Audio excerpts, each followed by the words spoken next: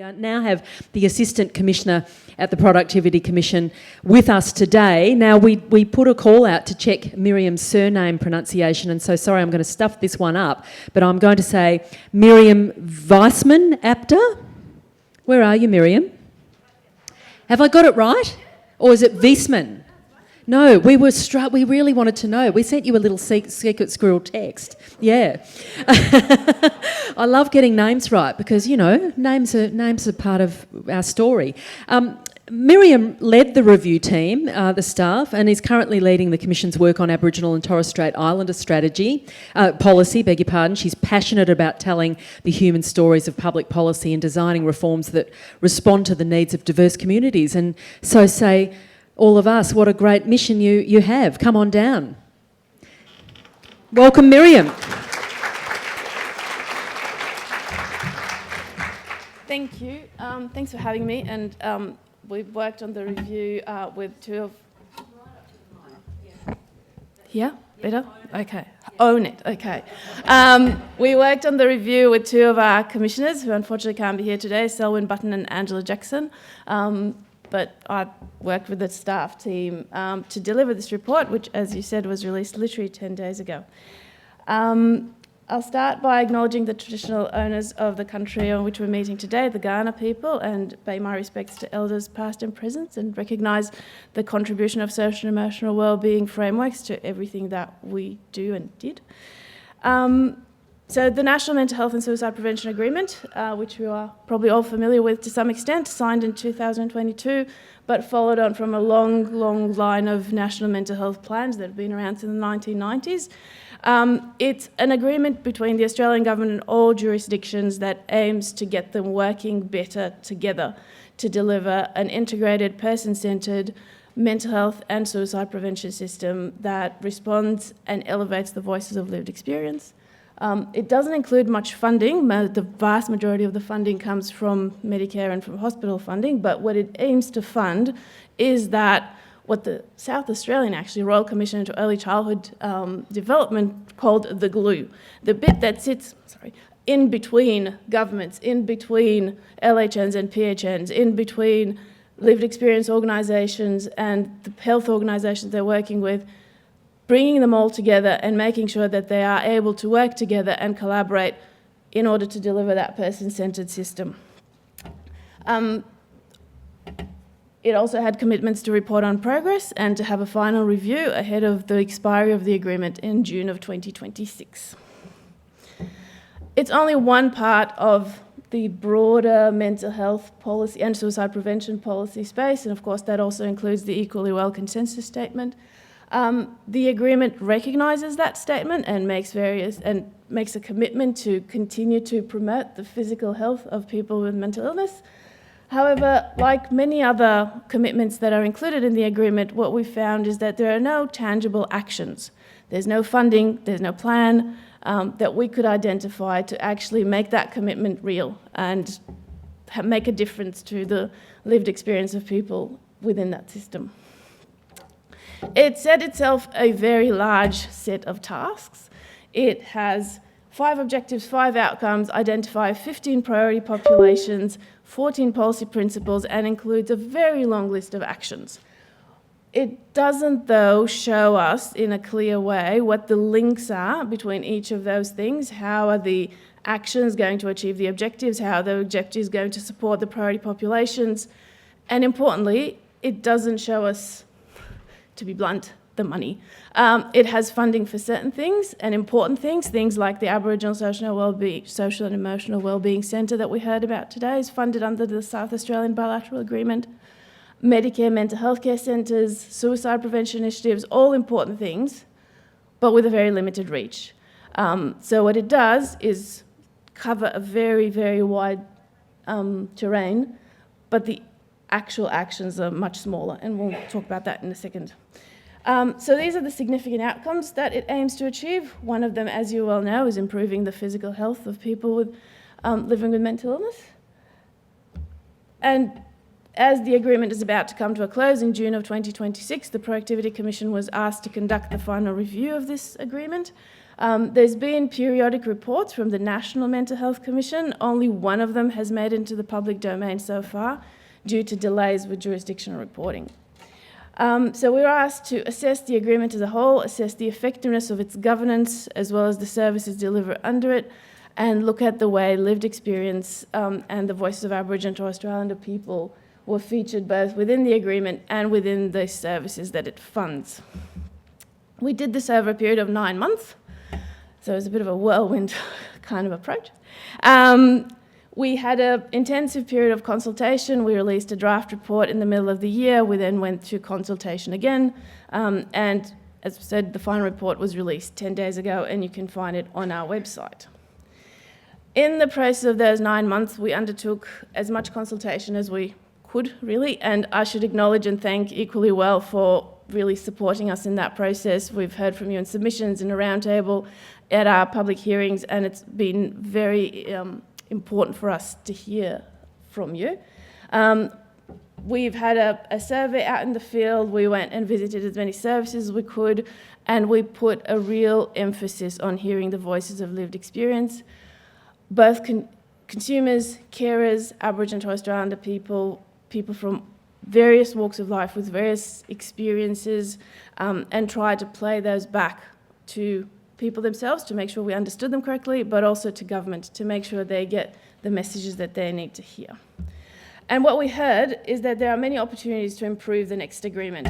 The centering of voices of people lived in living experience being a key one, but also governance and accountability. I think accountability and transparency were probably the most common words that we heard in all of the conversations that we had. And a clear link between what we want to do and what we want to achieve and what we are actually doing in practice and how we're going to know that we're on the way to get there. And there were some clear priorities that people spoke of. The psychosocial supports gap that was mentioned before, 500,000 people across Australia that can't access the psychosocial supports they need. They're not on the NDIS and there's no funding to deliver them the services that they require. Data was another major one, again was mentioned earlier today. The way services are commissioned and the way PHNs and LHNs work together to ensure that commissioning is efficient. And the lack of an overarching strategy. There used to be, under the National Mental Health Plans, a plan for a way forward, a national way forward for mental health. We now have a national suicide prevention strategy, which was very well received when it was released early in the year, but we don't have a similar thing for mental health. So, the first question in our homework for government was, what has this agreement actually achieved? On face value, it actually achieved a lot of what it set out to do, in the sense that there are national outputs that are listed in this agreement, and the vast majority of them have indeed been delivered. The problem with those outputs is that they don't necessarily go far enough in actually resolving the issues that they set out to resolve. There are also some very urgent priorities that have not been advanced, even though they're included in the agreement. Psychosocial supports we've spoken about. Clear guidelines for PHNs on regional commissioning and planning are not available as of yet. The National Stigma and Discrimination Reduction Strategy was developed but had not been released, and that goes back to the conversations before about the effects of stigma and discrimination. And finally, yes, there is a national workforce strategy, but we have been unable to find ways in which it's actually being implemented. There's no funding attached to it, there's no government, there's no governance, there's no accountability. And so unsurprisingly, even though the outputs have been completed, the overarching objective of creating a person-centred, coordinated mental health and suicide prevention system has not been achieved as far as the Commission was able to find. There's been minimal involvement of people with lived and living experience in the development of the agreement, in the governance of the agreement and its implementation. And even though some positive policy developments and some very important services have been delivered, by and large, we are not now in a different position than we were prior to this agreement being signed. And this plays out in the daily lives of everyone, really, with services being unaffordable, with the suicide rate remaining unchanged, and in the case of Aboriginal and Torres Strait Islander people, getting worse. And there are a few reasons for this. As we said, the agreement was not set up for success because it doesn't have those clear linkages between action and outcome. There was an inadequate inclusion of people with lived and living experience across the board, which means the agreement isn't able to relate to the real needs of people on the ground. Its governance arrangements are comprehensive but don't seem to be terribly effective. So the key example being there's a schedule dedicated to cross-government interaction and cross-government sort of coordinated action to address the social determinants of mental health, but that all it was able to achieve was the exchange of some papers between government departments, which is an important, as a thought leadership piece, it doesn't necessarily address the social determinants of mental health. And finally, the agreement did not support reform enablers, things like better data sharing, greater investment in the workforce, greater transparency and monitoring and accountability, have not really advanced under this agreement. So what did we recommend, or what do we recommend? There are some urgent things that governments should do before the agreement expires. So there's only 7 months left, but these are things that can happen ideally tomorrow. The psychosocial support thing, again, is a critical missing piece in this puzzle. It was mentioned in the existing agreement. There's been years of discussions. We're still not there yet.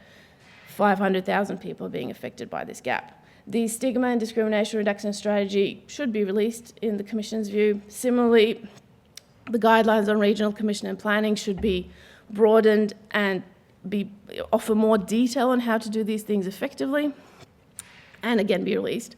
And finally, the National Mental Health Commission, which has been operating within the Department of Health, Disability and Ageing for some months now, close to a year and 2 years, should be re-established as an independent commission, and its powers should be strengthened in order to enable it to become a monitoring and accountability body that monitors the next agreement more effectively. Now, in terms of the next agreement, we believe that the negotiation of the next agreement should actually start with the development of a mental health declaration. A declaration and not a strategy. We've learned from what's happening in the education space, where the Membatwa Alice Springs Education Declaration has been around for many decades and has served as a foundational document of the Better Fairer Schools Agreement and other key documents in that space of collaboration between Commonwealth and state governments when it comes to education. So we believe mental health should take a similar approach and develop a declaration. There are so many documents available. There's been so many conversations with people who lived in living experience. There's a clear understanding of what a declaration should and could entail, and the National Mental Health Commission could lead that conversation to develop a document that all governments should be able to sign up to. The benefit of a declaration is that it's not time limited and it can stay with us for as long as we need it to, because this reform will take a very long time. In a practical sense, as I said, this agreement is due to expire in 7 months. 7 months in the Productivity Commission's view is not a long enough time to enable the development of a comprehensive agreement that truly enables the listening to the voices of lived experience and reflecting them in what governments commit to. So we are proposing extending the agreement by a year, and that includes extending funding to the services that are being delivered under it to ensure continuity of care, and using that period both to develop a mental health declaration and to truly build a new agreement that responds to the needs of people. We believe this new agreement should come under National Cabinet. At the moment, the National Mental Health and Suicide Prevention Agreement reports to the Health Ministers' meeting. Mental health is a national priority, and we believe that National Cabinet should be responsible for the next agreement and set up a special purpose council to oversee this particular agreement. The benefit of that, and of obviously health will continue to have a huge effect, but there are other important parts of government that should play an active role through their effects on the social determinants of mental health. So, as I said, a National Mental Health Declaration, an enduring document based on the significant conversations that have already been in place. It should work hand in hand with the National Suicide Prevention Strategy and give that long-term vision and long-term clarity on what we are all trying to achieve. And that declaration should flow through into the objectives and the outcomes and the particular indicators that are chosen. There should be a clear logic and a clear flow from the big picture into the activities and services that are funded under the next agreement, and it will take time. So we see each consecutive agreement as achieving a number of steps towards that vision that will be articulated in the declaration. Of course, a greater role for lived and living experience in a meaningful way. Yes, if you look at the agreement, it's got lots of mentions of listening to the voice of lived and living experience. We have heard from many people that there are varying ways in which that has played out. And in some cases, we also heard that the word tokenistic to describe the way that role was played in governance and in the implementation of the agreement. So we're making a number of recommendations on how to formalise and elevate those roles, so to make sure that those voices are heard and they're consistently at the table.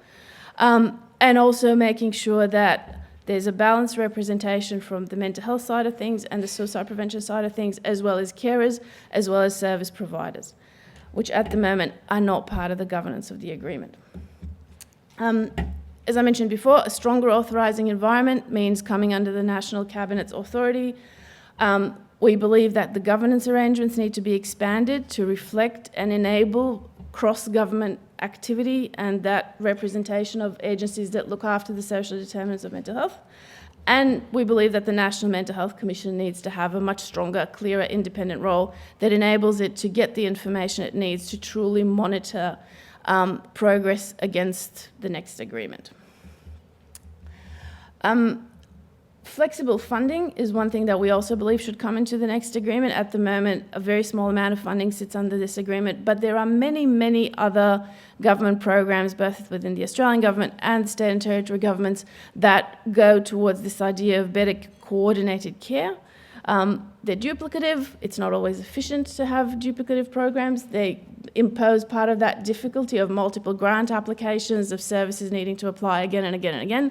What we're saying is all this funding needs to come in to one flexible pool that will be available to PHNs and LHNs once they're able to actually coordinate and commission services together across the continuum of care for each of their respective responsibilities within that continuum.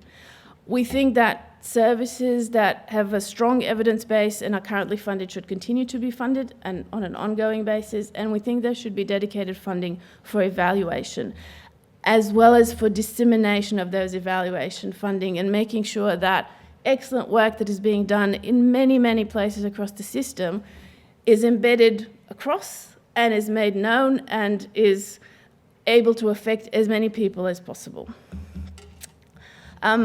The issue of peer workers that was just mentioned, we make a recommendation for a scope of practice to be developed for peer workers by the association that Dave mentioned before, and to learn from the experience of the Aboriginal and Torres Strait Islander health workforce that developed a similar scope of practice and that has underpinned growth and within that sector.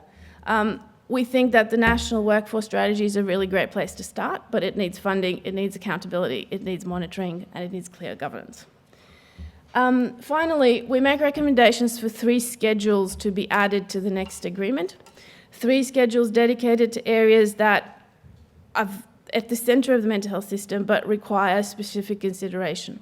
One of them being services for Aboriginal and Torres Strait Islander people, where there is a social and emotional wellbeing policy partnership set up under the Closing the Gap agreement that is operating in parallel almost to this agreement. We believe they should come together and be able to direct greater investment in culturally appropriate services for Aboriginal and Torres Strait Islander people, including mainstream services.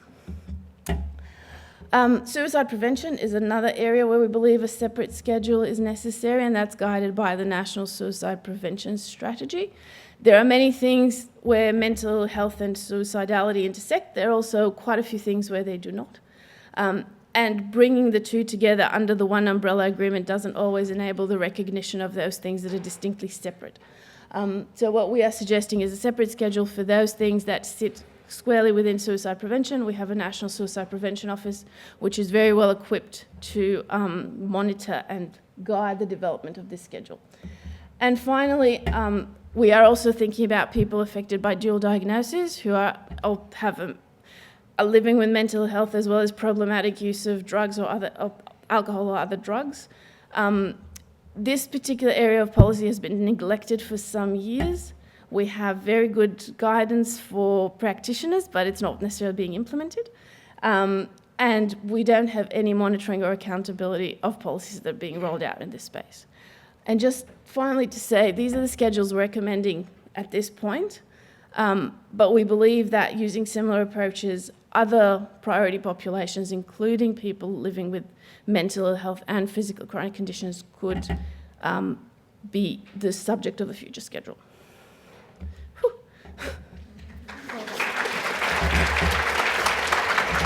Well done. Thanks, Miriam, very much. Ambitious, as it should be. And I'll ask a question and then I'll open it out to the room. Who's listening? So we delivered our report, as the Productivity Commission always does, we delivered our report to governments. We've heard back from the Minister for Health publicly through a press release that this will underpin the beginning of the discussions that need to happen with the new agreement coming up. We've had conversations along the way with all departments, as well as peak bodies, etc. So we would hope that they are. And we know that they need to start thinking about the next agreement pretty soon. Is there a process, though, that ensures that they keep listening? You know, do you table the report and then park it and you have to move on to your other responsibilities? Or do you go, by the way, squeaky wheel, what about this? Sorry. Yeah, no. Well, the Productivity Commission's role is defined by its terms of reference. However, we also have a role in monitoring and reporting through the review of government services that comes out every year on the outcomes across many, many areas of government services, including mental health. That will continue. It's not necessarily linked directly to the agreement, but it certainly reflects the extent of government investment, the experiences of people across many aspects of the system. Yep. So through that, we maintain our sort of monitoring and accountability. Because I asked that because, you know, all that incredible analysis and work and input and consultation to really strip bare the, cleave open the failures, let's face it, of a national agreement, you do start to wonder whether a national agreement serves any purpose at all. So we asked that question. We actually asked in our we're a consultation, federation. Sometimes it doesn't work. Should there be a next agreement? And the consensus, with one exception, was yes, there should be one. Why? And the reason for that is we need governments to work together. The the failure of the Federation is that different parts of government are responsible for different things, which all come together when it comes to mental health and suicide prevention. We absolutely need state governments and the Australian government to work together, and a national agreement is the most efficient way to do that when it's well designed and well implemented. So that's why we still are recommending a new agreement. That's interesting. Michelle Buckley's written, as a lived experience researcher from Victoria, researcher and worker from Victoria, I truly believe that the ongoing effects of COVID on our mental health, in Victoria's case, 2.5 years of, etc., I lived it, need to be included in the new agreement. So that's an interesting variable, isn't it? We are living in different times. And how about adding an equally well schedule in addition to the ones already recommended? Liz got that in, cheeky. Look, we had to consider where the needs are most urgent. Equally well and the physical health of people and mental health are clearly a priority, and as they should be. They're not a priority population, by the way. But what we saw is a clear need and a lack of policy engagement where it comes to that dual diagnosis of people with mental health and problematic use of alcohol and other drugs. But we've made very clear in our report to government that this can be taken as a blueprint to future approaches of populations where we really think that systems need to come together to deliver better outcomes. So not having it in the first tranche doesn't mean they don't need it in the next tranche.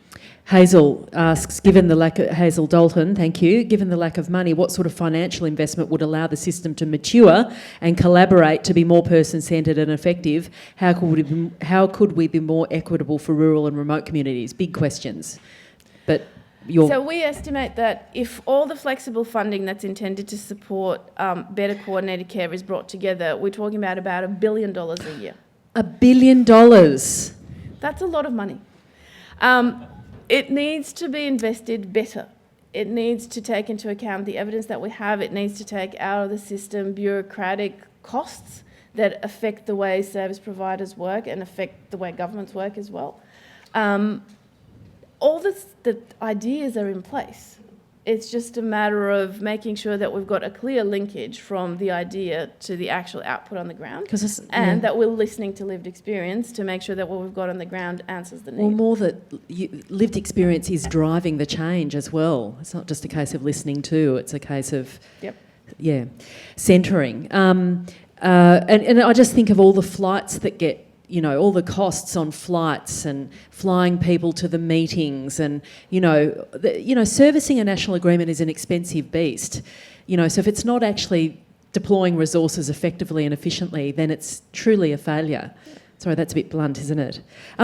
It'd be great to see someone like you, given that your knowledge now, this sort of cross-sectional knowledge, for you to be involved in an implementation role. It must drive you kind of, very, very frustrated sometimes, yeah. So the Commission does support government as much as we're able to, as much as we're invited to in implementing change. It really depends on how things go in their deliberations. Yeah. Any questions in person that you're itching to ask before we head to lunch?